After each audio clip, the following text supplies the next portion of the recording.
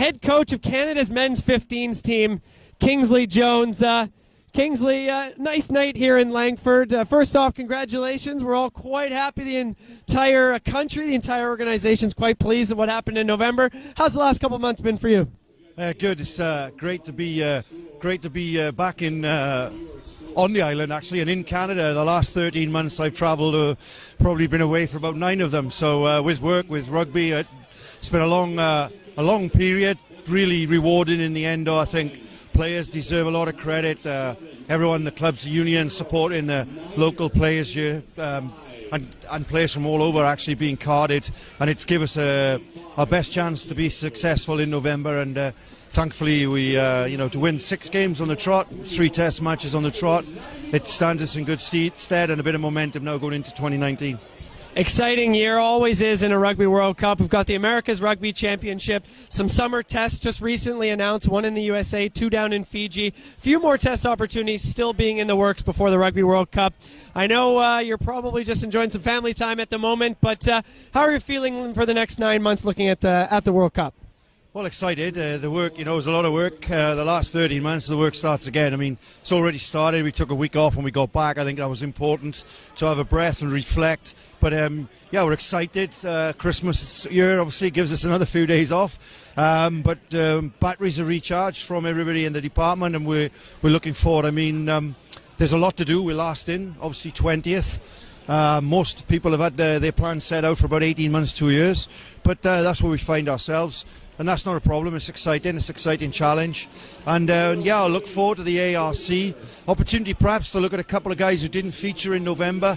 There's still opportunities for guys out there. I'm really looking around for the next 6 months. Anyone put their hand up. And we're expecting a good ARC. We start with Uruguay away and Brazil.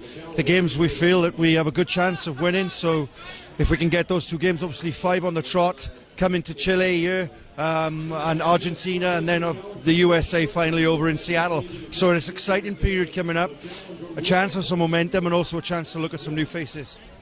And we're getting a good chance tonight to see some players a couple of days before Christmas. The MLR, hugely important for North American rugby. You've been very supportive of what Toronto are trying to do.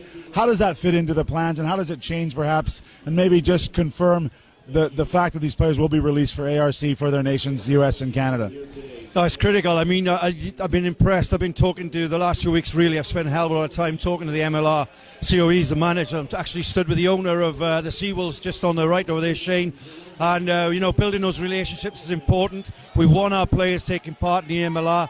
We want our players playing regular rugby. But we also understand the challenges for the owners of these teams. They pay the guys who take them away for long chunks. So we're just having a relationship here, making it work for us to make sure we get some team continuity and cohesion, but also making sure that our players are established in those teams. And fair to say your experience in the English Premiership and in Wales, you understand the challenges, as you said, of these owners who are trying to run a business and also a national team that's trying to get them and do well at a World Cup. Absolutely. I'm poacher turned gamekeeper. I know I've been through it twice now. I'm international back to club environment, and look, ultimately we need to work with the owners, we need to work with the club coaches and the MLR to make sure our players are getting regular rugby there, but also available for us at critical times, and getting some, as I said, some cohesion in their national jersey.